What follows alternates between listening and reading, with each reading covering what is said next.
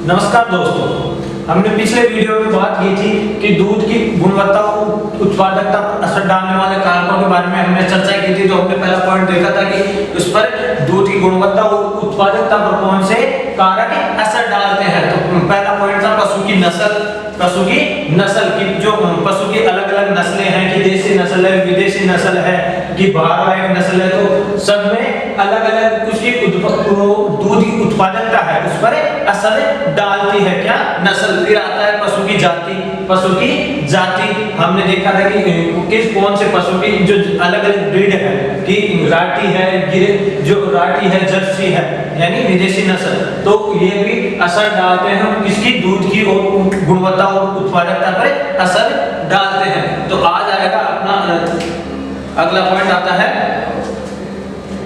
दूध दोहन का अंतराल।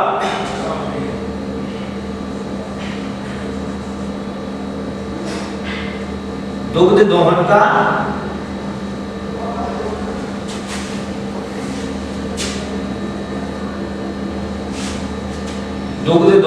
अंतराल।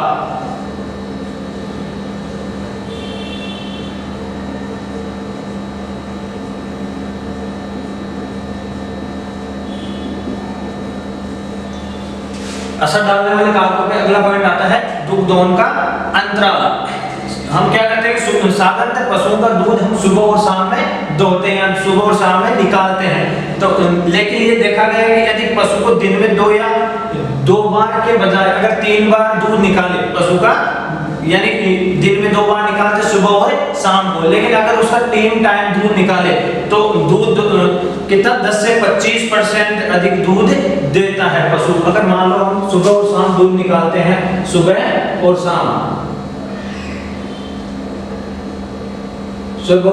शाम दूध निकालते हैं 2 टाइम, लेकिन हम अगर 3 टाइम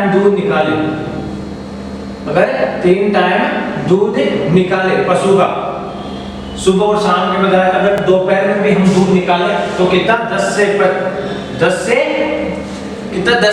25% दूध बढ़ता है, अधिक देता है पशु, दूध अधिक देता है। कब अगर हम जो दूध निकाल रहे हैं सुबह और शाम उसमें अगर एक टाइम और जोड़े दोपहर का तो क्या करता है 10 से 25% यानी दूध ज्यादा देता है। फिर अगला पॉइंट आता है क्षमता।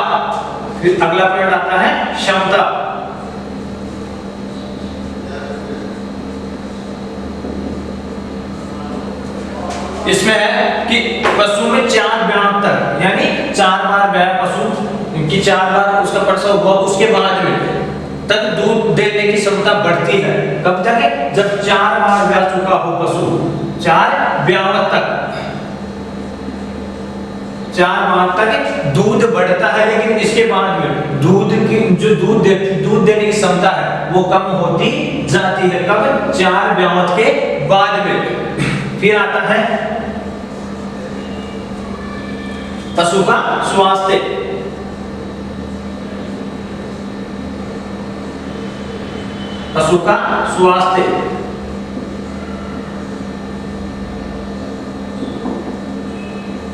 तो ये कारण क्या है, पशु की जो दूध की गुणवत्ता उत्पादकता है उस पर असर डालता है क्या, पशु का स्वास्थ्य।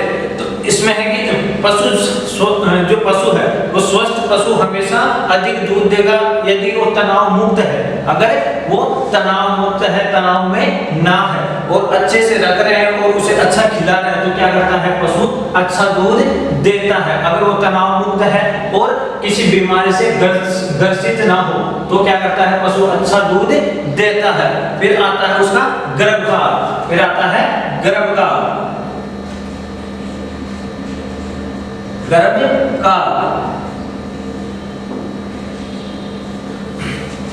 गर्भकाल में है जब पशु 5 माह के ऊपर का गर्भित हो जाता है। कितने माह का? 5 माह से ऊपर का गर्भित पशु हो जाता है, उसके बाद में दूध कम देने लगता है। कि पशु का दूध बढ़ता है कि उसके 2 सप्ताह 2 या 3 सप्ताह के बाद पशु अच्छा दूध देने लगता है। कभी प्रसव के बाद में। लेकिन वो कब तक अच्छा दूध, उसका जो दूध बढ़ता है, उसका जितनी कैपेसिटी है दूध की देने की, तो कब तक, 5 माह तक, 5 माह तक। अगर पशु कोई गर्भित है, पशु वो कितने महीने का हो चुका हो, 5 महीने का, तब तक पशु का दूध बढ़ता है। लेकिन 5 महीने से ऊपर होते यानी 6 या 7 8 महीने तक फिर दूध कम होता जाता है। लास्ट के, जिसे हम तिमाही भी कह सकते हैं, जिसे तिमाही बोलते हैं, उसमें क्या होता है, पशु का दूध कम होता जाता है।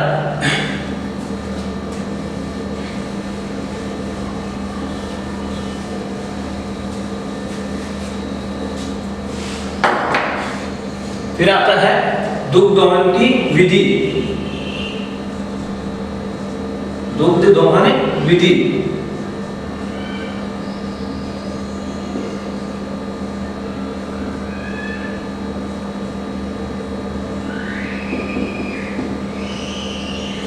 फिर आता है दुग्ध दोहन विधि। ये देखा कि पूर्ण दुग्ध दोहन से, दुग्ध दोहने से दूध बढ़ता है। कि एक तो चुटकी मेथड आता है, एक अंगूठा मेथड, यानी वो आगे आगे बात करेंगे हम इसके बारे में, दुग्ध दोहन के बारे में, कि कौन कौन सी विधियां आती है। लेकिन इसमें क्या है, दुग्ध जो फुल हैंड से, यानी पूरे हाथ से दुग्ध दोहते हैं। कि मान लो थन है तो पूरे हाथ से पकड़कर अगर हमने दूध दोहा तो क्या होता है, दूध निकालते हैं तो क्या होता है कि दूध बढ़ता है, पशु का दूध बढ़ता है। क्या होता है, उसके जो थन है उनमें दर्द नहीं हो पाता और आसानी से वो दूध अच्छा यानी बढ़ जाता है। फिर आता है मध्यकाल, फिर आता है मध्यकाल।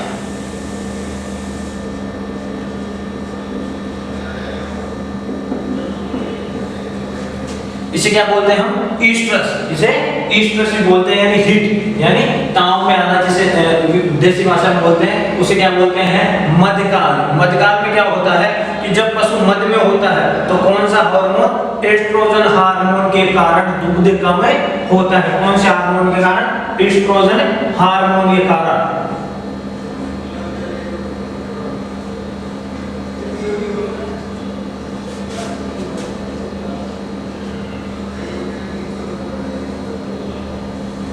कौन से, जब पशु मध्यकाल में होता है तो कौन सा हार्मोन एक्टिव होता है, एस्ट्रोजन हार्मोन एक्टिव होता है। इसके कारण क्या होता है कि जो पशु दूध दे रहा है, जो दूध दे रहा है वो तो दूध कम होता है, किसके कारण, एस्ट्रोजन हार्मोन के कारण दूध देना कम हो जाता है। फिर आता है शुष्क काल, जिसे बोलते हैं ड्राई पीरियड, शुष्क काल।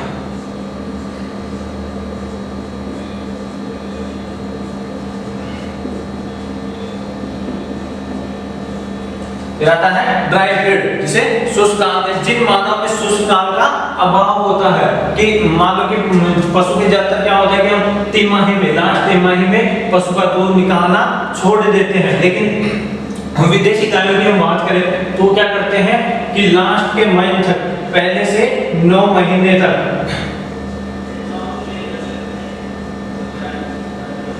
1 से 9 महीने तक वो दूध देती जाती है। तो इसमें क्या होता है कि अगर हम लास्ट तक दूध निकालते हैं पशु का, कि पशु 15 दिन 20 दिन में ब्याने वाली है, फिर भी हम दूध निकाल रहे हैं, तो अगले ब्यावत में, अगले ब्यावत काल में क्या होता है, वो दूध कम देता है, पशु दूध कम देता है।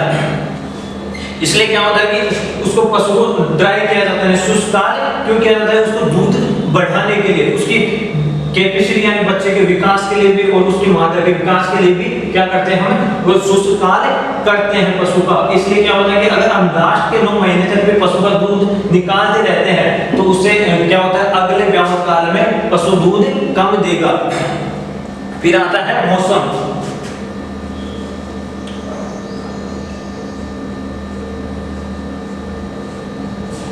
अगला पॉइंट आता है मौसम। इसमें क्या होता है कि गर्मियों में पशु प्राय किससे कम दूध देता है, सर्दियों से कम दूध देता है। किसमें, गर्मियों में। क्यों, कारण होता है कि सर्दियों में उनके लिए हरा चारा उपलब्ध रहता है खाने के लिए, तो इस वजह से उनको जो अच्छी चीजें, जो चारा है, अच्छा ग्रीन पाउडर है, वो किस मौसम मिलता है, सर्दियों में। किससे बजाय, गर्मियों में। तो क्या होता है कि गर्मियों में कम दूध देता है और सर्दियों में ज्यादा दूध देता है पशु।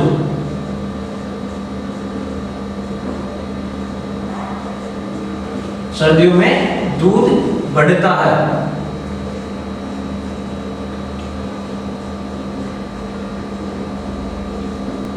सर्दियों में दूध बढ़ता है।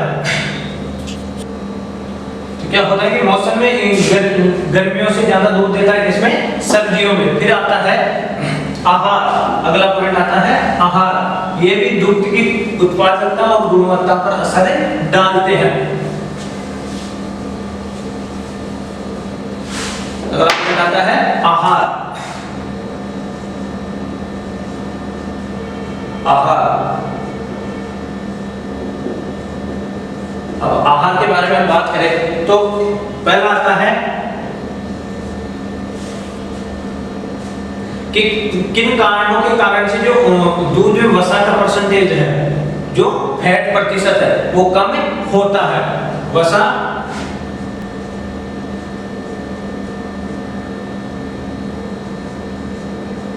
प्रतिशत कम।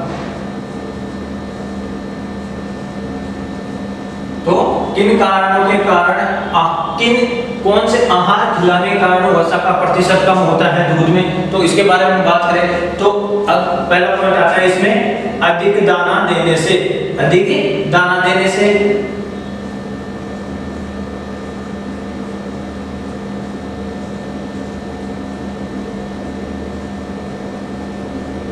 अगर हम उसे ज्यादा दाना खिला रहे हैं तो उसमें क्या होता है? वसा का परसेंटेज कम होता है। वसा घटती है किससे? अधिक दाना देने से। फिर आता है कम चारा देने से। कम चारा देने से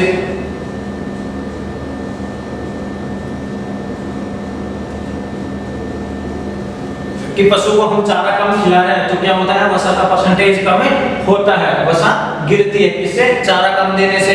फिर एक होता है जो लंबे गोलीदार आहार है, जिसे हम पशु आहार कहते हैं। पशु आहार कहते हैं वो अगर हम लंबे गोलीदार आहार खिलाते हैं उससे भी क्या होता है? वसा का परसेंटेज कम होता है आहार की पशु आहार खिलाने से।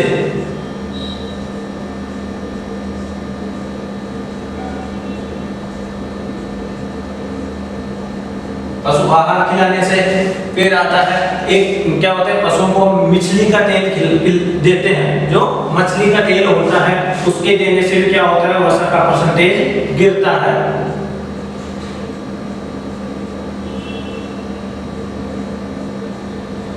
मछली का तेल देने से।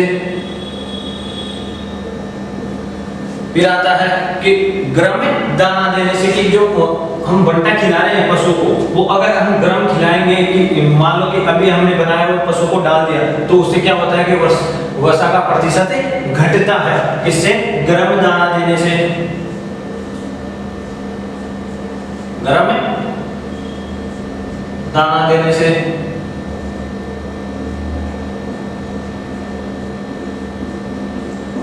तो इन कारणों से क्या होता है?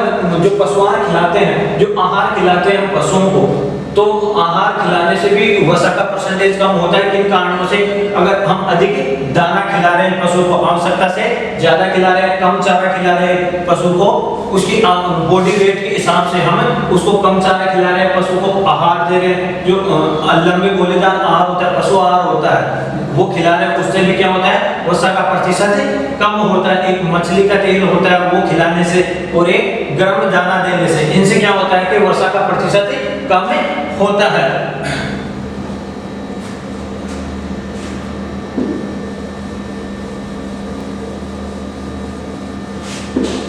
अब बात करें कि वसा का प्रतिशत कैसे बढ़ता है, क्योंकि आहार क्या खिलाए पशु को जिससे वसा का प्रतिशत बढ़े।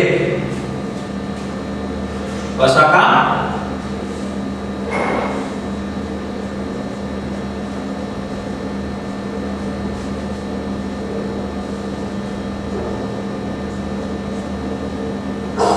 किन कारणों से वसा का प्रतिशत बढ़ता है? तो क्या खिलाना चाहिए? यदि आहार 17% रेशेदार हो। पहला पॉइंट आता है कि जो आहार खिलाते हैं पशु आहार जो आहार खिलाते हैं पशु को, वो कितना परसेंट हो?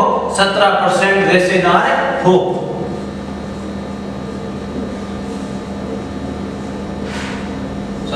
रेशेदार हो।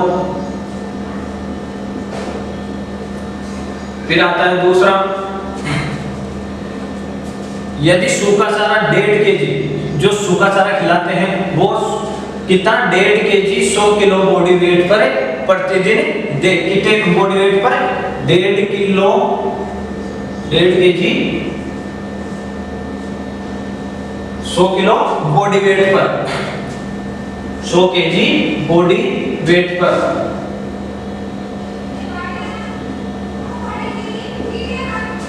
कि जो चारा खिलाया जाता है सूखा चारा, वो कितना खिलाए?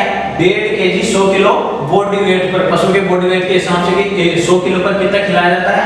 1.5 kg जो सूखा चारा है वो खिलाया जाता है। फिर आता है कि जो आहार देते हैं पशु को, जो आहार देते हैं, बंटा देते हैं, उसमें क्या करना चाहिए? Mineral mixture. आहार में मिनरल मिक्सचर,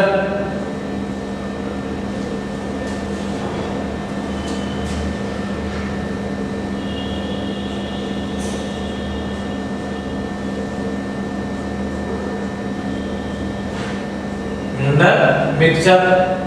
मिनरल मिक्सचर में क्या क्या खिलाना चाहिए हमें? कैल्शियम है, मैग्नीशियम है,